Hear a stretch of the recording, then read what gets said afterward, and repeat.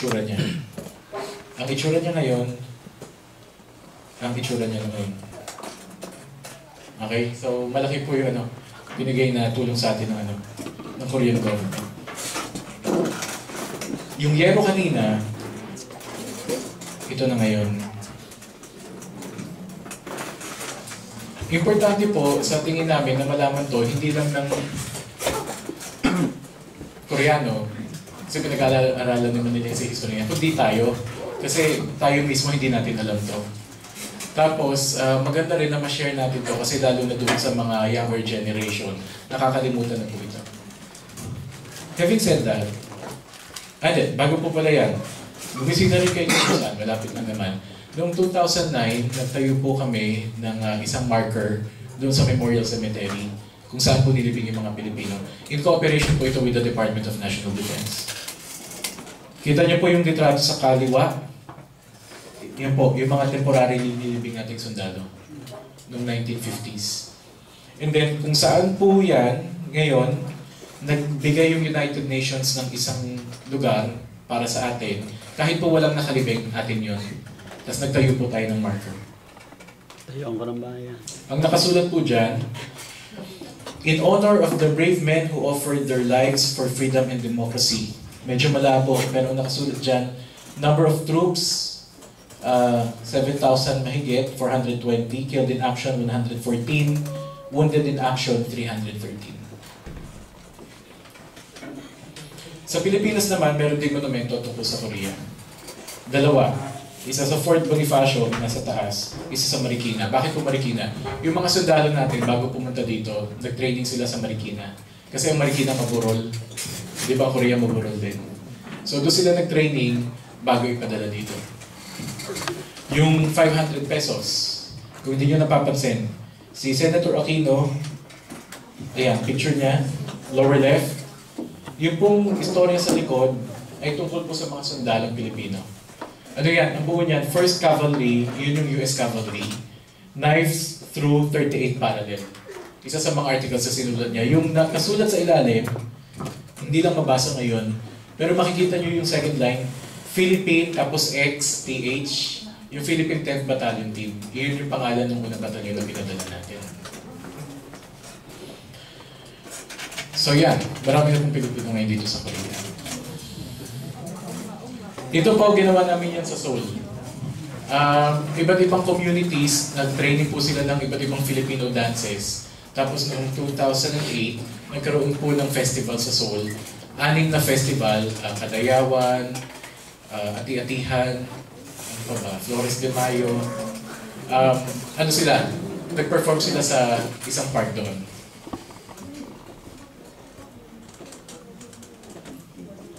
Ayan. So, makikita niyo po yung yung development ng kasaysayan natin dito sa Korea.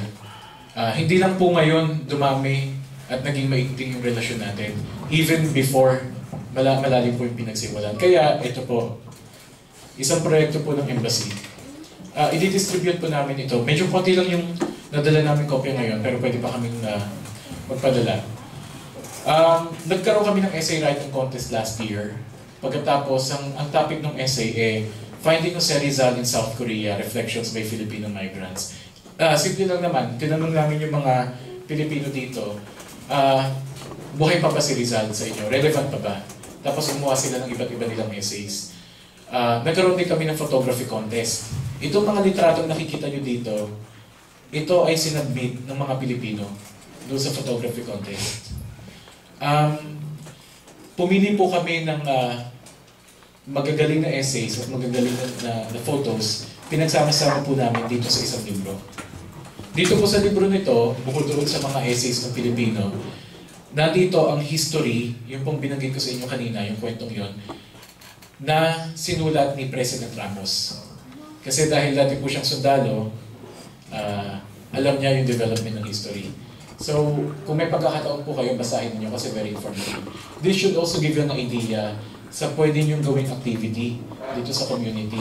Kasi simple lang naman kung meron sa iyong interesado sa photography, o pwede kayong magpa-mini essay writing contest. Pwede po kami tumulong, magbigay mo lang ng judges. Okay, so, iiwan po namin itong mga librong ito kung kailangan niyo pa ng karagdagang kopya sabihin nyo lang po sa akin. I-flash lang natin mga litrato. Sino ang bumoto nung ano? Layo niya eh.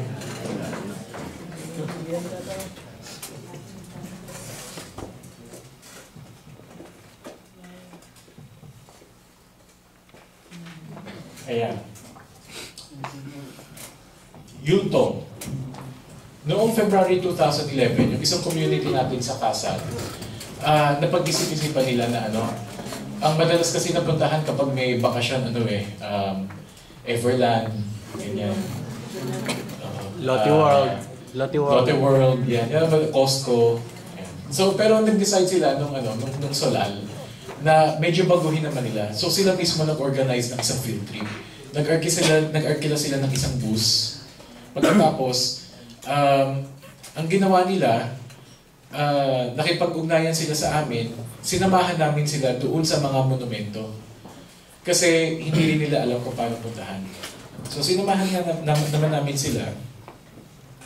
Ito pong nandito sa taas, iyan yung mga sundalong Pilipino after ng battle ng Yultong. Tapos meron po silang nadaanan na water tank. Yan pong water tank na yan, hanggang ngayon nakatayo pa rin. And it's actually a landmark doon sa Yonchon. Malapit po yan doon sa train station. May nakapaikot dyan na railing.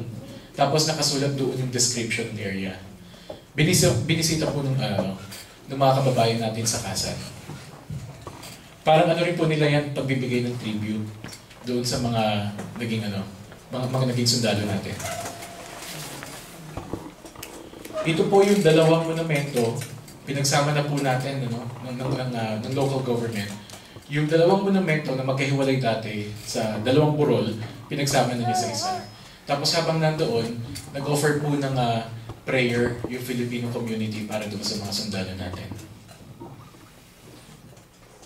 At that time, katatapos lang pong mag-snow, tapos ang kapal ng fog. Kaya medyo malabo po yung litrato.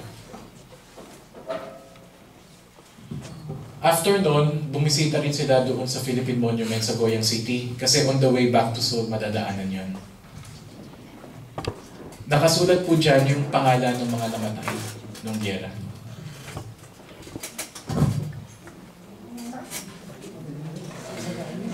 Iba na po yan.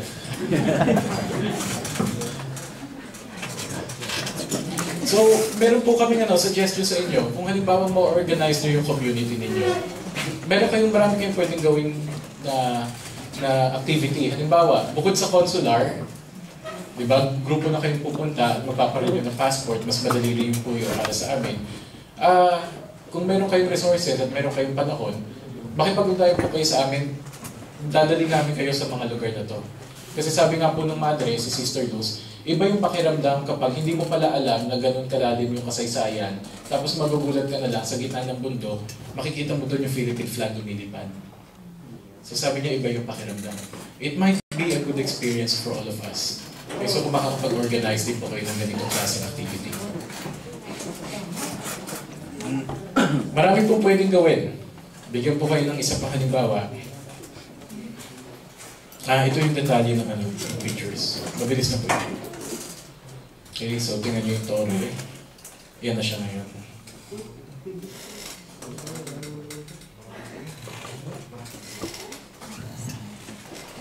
Ay, taghan.